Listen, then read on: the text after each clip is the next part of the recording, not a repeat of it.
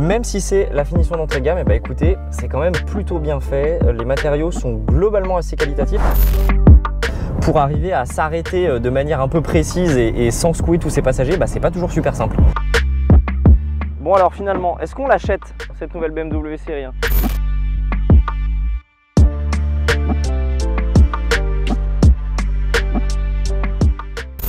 Bonjour à tous, bienvenue sur l'Automobile Magazine, bienvenue dans le département de l'Aube et bienvenue chez NT Bois, une scierie qui se spécialise, vous le voyez avec les palettes derrière moi, dans le bois pour faire vieillir le vin. Le vin, vous savez, c'est quand même un produit qui s'apprécie en général plutôt arrivé à maturité et ça tombe bien parce qu'aujourd'hui, on va essayer une voiture qui fête cette année ses 20 ans, c'est la BMW série 1. Et ouais, ça fait déjà 20 ans qu'on a cette série 1, c'est 3 millions d'exemplaires vendus dans le monde jusqu'à présent, donc vrai best-seller pour la marque, il n'y a absolument aucun doute là-dessus. Et cette dernière génération, c'est la 4e. BMW la présente comme étant une toute nouvelle génération, changée sous tout rapport. Dans les faits, c'est peut-être un peu exagéré, on va voir ça tout de suite.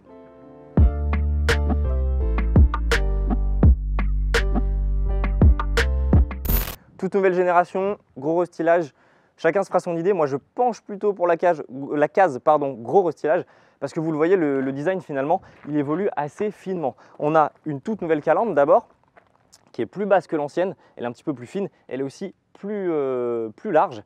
Et pour ceux qui aiment bien ça, hein, le côté un petit peu kéké peut-être, sachez que tout le pourtour de calandre peut être illuminé comme beaucoup d'autres modèles BMW. Alors, c'est pas quelque chose qu'on peut commander là tout de suite, ça arrivera plutôt l'année prochaine au catalogue de cette série 1, mais sachez que ça existe. Sinon, on a évidemment des nouveaux phares, avec une nouvelle signature lumineuse très verticale, peut-être un petit peu moins expressive que les modèles sortants, après chacun se fera son idée, mais bon, vous le voyez, hormis cet avant qui, on va dire, reprend les codes plus récents du design BMW, ça change pas des masses.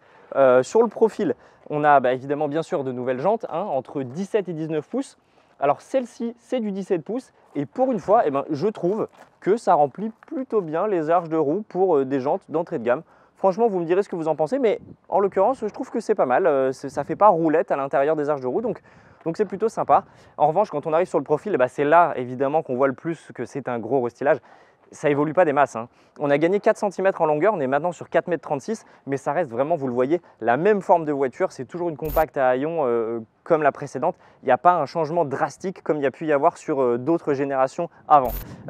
Évidemment, BMW indique maintenant la série de ces modèles sur la custode arrière. Donc ici, on a un petit 1 qui le rappelle. Et puis, si vous venez avec moi à l'arrière de la voiture, vous voyez que globalement, pareil, encore une fois, on est à peu près sur la même chose qu'avant, mais on a quand même de tout nouveaux feux avec une nouvelle signature lumineuse en petite forme de crosse. Je trouve ça pas mal d'ailleurs, ça fait plutôt son effet. Ils sont assez travaillés, un peu texturés, c'est pas mal. Et si vous approchez, regardez, il y a un truc assez rigolo avec la petite désignation du modèle. Alors déjà, vous remarquez que ici, c'est marqué 120 et non pas 120i, pour la simple et bonne raison que maintenant, la lettre I chez BMW, c'est uniquement destiné aux électriques. Et le 1 est plus gros que le 20, puisqu'on parle d'une série 1 en motorisation 20. Donc en fait, c'est un peu un abus de langage de dire que c'est une BMW 120, ce serait plutôt une 20, série 1, motorisation 20. Et tant qu'on est là, écoutez, on va se parler un peu du coffre. Rien d'extraordinaire ici, hein, très franchement. 300 litres annoncés par la marque. C'est pas énorme. On a ici quand même un petit bac de rangement supplémentaire. On peut notamment mettre le kit de premier secours, un triangle, choses comme ça. Pourquoi il ne fait que 300 litres? Simplement parce que ici, sur la série 1, la majorité des motorisations maintenant sont micro-hybrides. Et forcément, il faut bien loger la batterie 48 volts quelque part. La seule version qui n'est pas micro-hybride pour l'instant qui est au catalogue, c'est la haut de gamme sportive M135 X-Drive qui, pour sa part, a 380 litres de coffre et un véritable double fond, puisque du coup, il n'y a pas cette batterie à loger. Bref, dites-moi un peu ce que vous en pensez et puis on va voir ce que ça donne dedans, hein.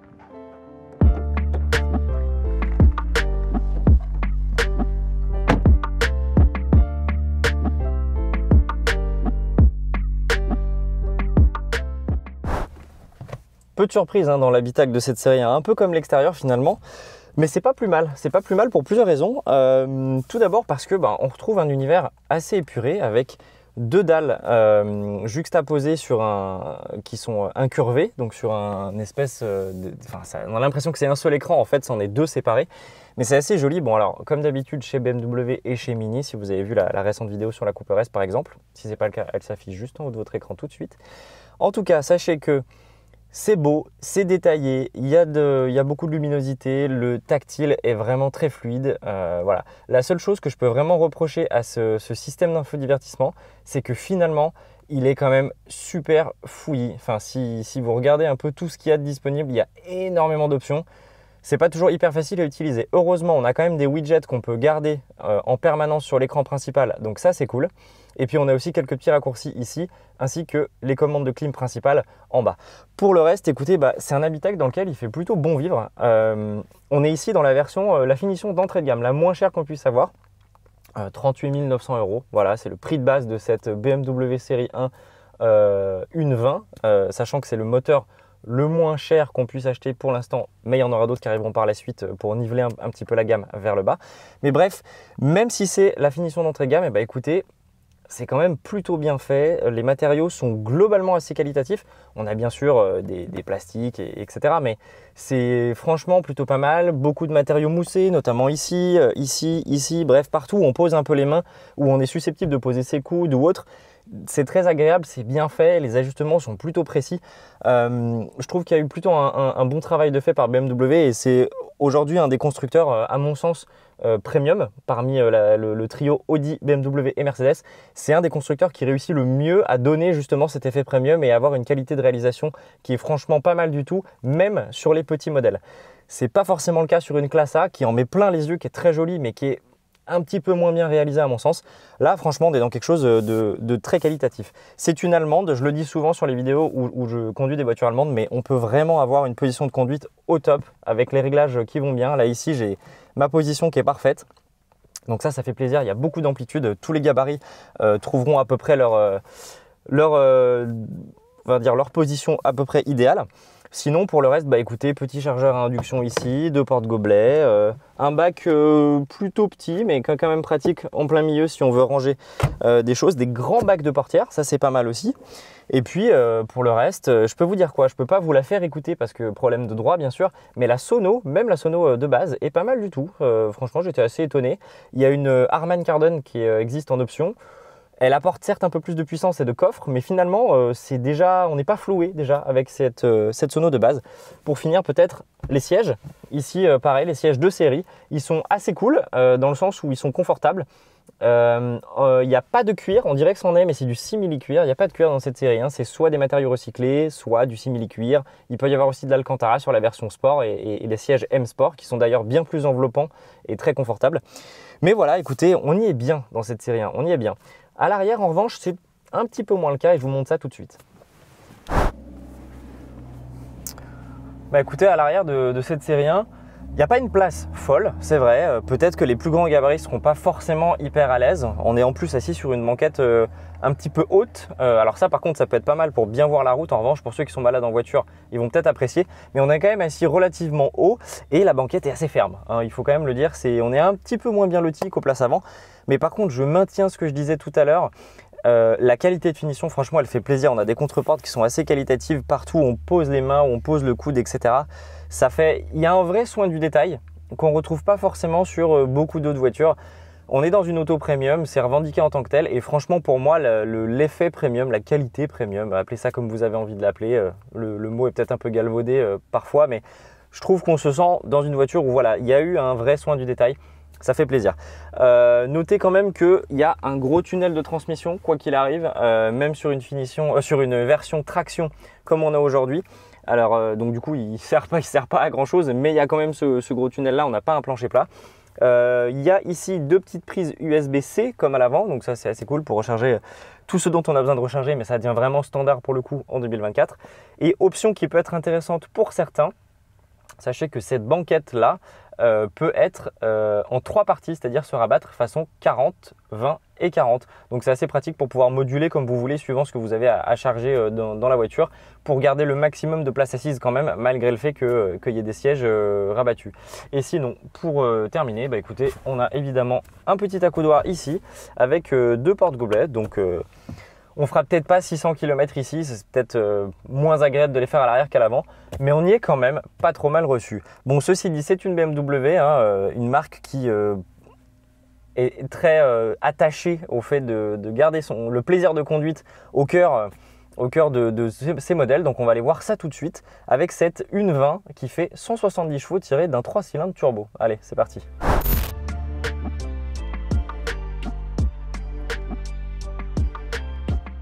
Vous savez quoi? Je crois que je l'aime bien cette série 1, cette nouvelle série 1. Alors nouvelle, encore une fois, hein, c'est toujours la même plateforme qu'avant, donc finalement il n'y a pas grand chose qui change. La précédente était déjà une voiture assez sympa à conduire, assez fun, un peu engageante, etc. On est clairement sur la même philosophie pour cette génération, cette 4e génération de série 1. Et bah, ça fait plaisir. C'est le genre de voiture qui donnera globalement un peu la banane à tous ceux qui aiment un peu conduire. Alors ça reste une voiture du quotidien, c'est pas dans cette définition en finition classique et avec le moteur 20 qui est donc un 3 cylindres 1,5 litre turbo essence de 170 chevaux. Ça n'a rien de sportif, mais c'est une voiture qui a un comportement un petit peu dynamique, un petit peu sympa. Alors ça vient de plusieurs choses. Déjà, je trouve que ce moteur est vraiment bien dimensionné pour la voiture. Il y a 280 Nm de couple, ça commence à être vraiment pas mal, surtout pour une traction. Donc clairement, côté motricité sur le mouillé, bah, ça se ressent. C'est qu'une traction qui a quand même presque 300 Nm sur les roues avant. Mais en dehors de ça, franchement, je la trouve vraiment agréable. Ce moteur-là, il permettra autant de rouler et de cruiser tranquillement et de quasiment rien consommer. Là, pour vous dire, depuis le début de la journée, on a fait 250 km. On est actuellement à 7,1 litres de moyenne, sachant que moi, j'ai conduit cette voiture aussi sur la présentation internationale qui avait lieu la semaine dernière, où j'ai pas pu filmer, c'est pour ça que je filme aujourd'hui, et où pour le coup, j'étais à 6,7 litres de moyenne avec ce même moteur. Donc vous voyez que sans forcer et sans faire d'éco-conduite, franchement, on peut largement descendre entre 6,5 litres et 7 litres de moyenne sans aucun souci. Donc déjà, c'est un bon point, c'est un moteur qui coûtera pas super cher à la pompe, donc ça c'est bien. Et puis il y a un réservoir de quasiment 50 litres, donc quand on veut faire des kilomètres, c'est pas mal aussi, en termes d'autonomie, c'est bien. Et puis c'est un moteur qui, qu'on soit chargé ou pas, franchement procure assez d'allant à la voiture. Dites-vous bien que en termes de chiffres communiqués par BMW, on est à moins de 8 secondes sur le 0 à 100, donc encore une fois très correct. Bref, c'est vraiment une voiture, enfin c'est une mécanique qui s'apprécie bien. Elle est reliée forcément à une boîte automatique, enfin une boîte à double embrayage et 7 rapports. Et là intervient le premier point noir. Cette boîte est bien et elle a en plus de ça une gestion électronique qui est plutôt intelligente, c'est-à-dire que la boîte ne fait pas que de l'éco-conduite en étant très bas dans les tours tout le temps, elle a assez de réactivité, assez d'allant, elle passe ses rapports assez rapidement et en même temps elle ne les tient pas trop haut quand on n'a pas besoin de puissance. Donc elle est bien gérée. En revanche, si à l'achat de la voiture, vous ne prenez pas l'option avec les palettes au volant, et ben comme il y a un petit switch pour passer du mode drive au mode neutre à la marche arrière ou au parking, il n'y a pas un vrai levier, et ben en fait vous n'avez pas moyen de prendre la main sur la boîte. J'avais déjà dit ça sur la Mini Cooper S, c'est un peu moins grave ici dans la mesure où c'est pas une voiture qui est à vocation sportive, mais c'est un peu dommage, c'est-à-dire qu'on peut jamais du coup prendre la main sur cette boîte. Il y a un mode L sur la boîte qui singe un petit peu un mode sport, donc ça permet d'avoir un petit peu plus de vivacité encore et que la boîte garde ses rapports un peu plus. Ça peut être utile en montagne notamment, quand il y a un peu de relief sur la route. Mais en dehors de ça, bah écoutez, vous en remettez forcément à la gestion de la boîte, sauf si vous prenez l'option palette au volant, boîte automatique sport avec palette au volant, c'est comme ça que ça s'appelle je crois chez BMW, et où pour le coup là vous pourrez vraiment avoir un petit peu plus d'implication. En dehors de ça, bah écoutez, c'est une voiture avec un châssis qui est franchement sympa, dans le sens où on a un vrai dynamisme, on a un peu l'impression de faire corps avec la voiture. Je trouve qu'elle se désunit pas. Elle est globalement bien suspendue avec la suspension passive de série. Alors il y a toujours quelques petites trépidations, c'est pas la voiture la plus confortable du lot, il n'y a pas la possibilité, même en option, d'avoir une suspension pilotée comme peut le faire par exemple une Audi A3. Donc globalement on est peut-être un peu moins, on a un petit peu moins de polyvalence que certaines concurrentes. Mais ça reste malgré tout, je trouve, une suspension qui est correctement tarée. En plus de ça, on a une direction qui est pas mal, elle a été revue sur cette génération par rapport à la précédente. Je trouve que le ressenti est assez naturel et ça j'aime bien. C'est pas toujours le cas chez BMW, mais là pour le coup elle est assez sympa, il y a de la consistance. Même quand on a un peu d'angle au volant, je trouve que la montée en effort ne faiblit pas trop. Ce qui parfois est un peu un point noir de ce genre de direction à assistance électrique. Donc globalement, bah écoutez, le bilan il fait plaisir quoi, il fait plaisir. Sachez toutefois que cette série 1, c'est une voiture que vous allez pouvoir avoir avec plusieurs motorisations. Donc il y a au lancement de la voiture le 20 essence qu'on a aujourd'hui, le 3 cylindres dont je vous parlais. On a un 20D diesel et puis on a la M135. Ça, c'est la version de pointe, la sportive qui fait 300 chevaux et qui a une transmission 4 roues motrices X-Drive. C'est une version que j'ai pu conduire aussi la semaine dernière lors de la présentation et franchement, c'est super enthousiasmant. Il faut bien savoir que ça devient très ferme. Dès lors qu'on prend la finition M Sport, on a une nouvelle suspension qui pour le coup est une suspension FSD, donc à deux lois, passive mais à deux lois. C'est pas confortable, c'est ferme, ça sautille un peu dans tous les sens, mais par contre on a un vrai feeling de voiture sportive. Donc c'est pas la plus efficace qui soit. Si vous voulez vraiment la série 1 la plus efficace, c'est pas la M Sport qu'il vous faut ni la M135 de base, c'est la M135 mais avec l'option M Technology. C'est un pack d'options qui comprend notamment des suspensions qui sont encore raffermies et avec des amortisseurs tarés différemment. Et alors là pour le coup on a vraiment une voiture qui est ultra ferme mais bien amorti, bien suspendu et qui est un régal dans les virages. Franchement c'est très rigolo, surtout que c'est une voiture un petit peu vivace avec un arrière qui peut être très baladeur au lever de pied ou si on entre en virage en frein. Attention sur le mouillé d'ailleurs parce que certains pourraient peut-être se faire un peu piéger parce que ça peut aller très fort. Si vous déconnectez les aides, la voiture elle se met vraiment à l'équerre. Donc ça peut être rigolo, mais il faut faire attention quand même sur route verte et surtout sur chaussée mouillée. Mais voilà, tout ça pour vous dire que cette nouvelle série 1, franchement, c'est une voiture globalement enthousiasmante. J'ai un petit bémol avec les motorisations qui sont micro-hybrides, donc ce 20 et la motorisation 20D aussi, c'est que en dehors du coffre, vous avez vu qu'il est un petit peu amputé, 80 litres de coffre en moins, c'est surtout qu'en fait on a un système de récupération d'énergie quand on lève le pied de l'accélérateur. Et ce qui est un petit peu chiant, c'est qu'en ville, parfois cette régénération elle est variable en fait, c'est pas toujours la même régénération. Donc suivant quand on lève le pied de l'accélérateur, on ne sait jamais à quel point la voiture va ralentir d'elle-même. Ce qui fait que parfois elle ralentit plus que ce à quoi on s'attend, ou alors on met un peu trop de frein nous, plus le ralentissement et la récupération d'énergie, ça se fait qu'on se retrouve un peu la tête dans le volant. C'est pas super agréable, c'est pas super bien géré. Ça malheureusement c'est un peu un point noir et ça peut aussi poser problème sur la transition du freinage entre le vrai freinage à la pédale et cette régénération pour arriver à s'arrêter de manière un peu précise et sans secouer tous ses passagers. C'est pas toujours super simple. Donc voilà, c'est à prendre en compte. Je suis pas très fan de cette chose là, mais c'est pas non plus un point noir ultra rédhibitoire. Puis surtout c'est pas du tout la seule voiture électrifiée avec une motorisation thermique électrifiée qui souffre de cette tare. Mais au global, écoutez, plutôt sympa, j'aime bien cette voiture, c'est agréable à conduire, je pense que c'est la compacte à acheter pour ceux qui aiment bien se marrer un peu, ceux qui n'ont pas peur d'avoir mal au dos et qui s'en foutent d'avoir une voiture fatigante. La M Sport elle est quand même un peu plus rigolote à conduire encore avec cette finition.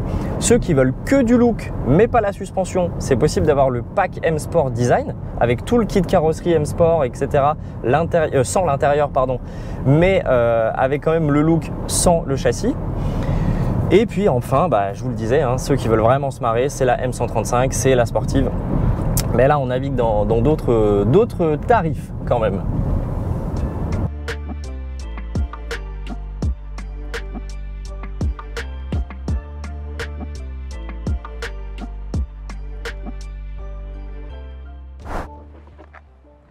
Bon alors finalement, est-ce qu'on l'achète cette nouvelle BMW série 1? Écoutez, dans cette déclinaison d'entrée de gamme avec le petit moteur disponible actuellement qui est le 20 et cette finition basique, il n'y a pas vraiment de nom, elle s'appelle juste série 1. Je trouve que c'est déjà très convaincant pour les prestations, enfin en termes de prestations pour le prix demandé, 38 900 €. Finalement, c'est exactement dans l'univers concurrentiel. Si vous voulez un peu savoir comment elle se place, sachez qu'une Audi A3 par exemple, avec un moteur de 150 chevaux essence et une boîte double embrayage, c'est environ un peu plus de 38 000 €. Donc juste un peu en dessous de cette BMW. Et par contre, si on regarde la Mercedes classe A, la A200 avec un moteur essence de 163 chevaux, on arrive carrément à plus de 41 000 €. Donc ça devient quand même beaucoup plus cher.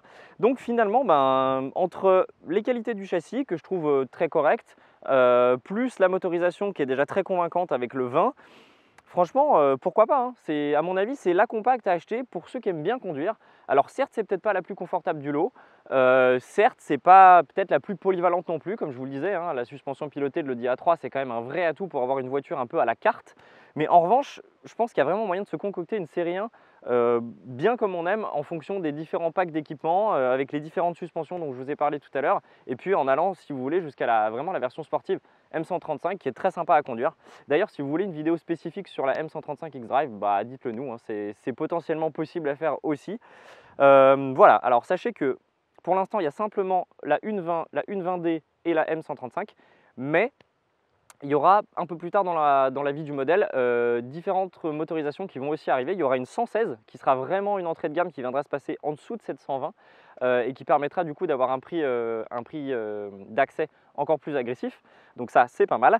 Et il y aura aussi une 123 X-Drive qui viendra faire le pont entre cette 120 et la M135 X-Drive qui permettra aussi du coup d'avoir une transmission intégrale sans forcément en passer par la version sportive très haut de gamme. Voilà, voilà, dites-nous un peu ce que vous en pensez, si elle vous convainc ou alors si vous préférez plutôt la 3 ou plutôt la classe A. Et puis comme d'habitude, hein, vous likez, vous partagez, vous commentez. N'oubliez pas de vous abonner et puis on se voit bientôt pour une nouvelle vidéo sur l'Automobile Magazine. Allez, salut!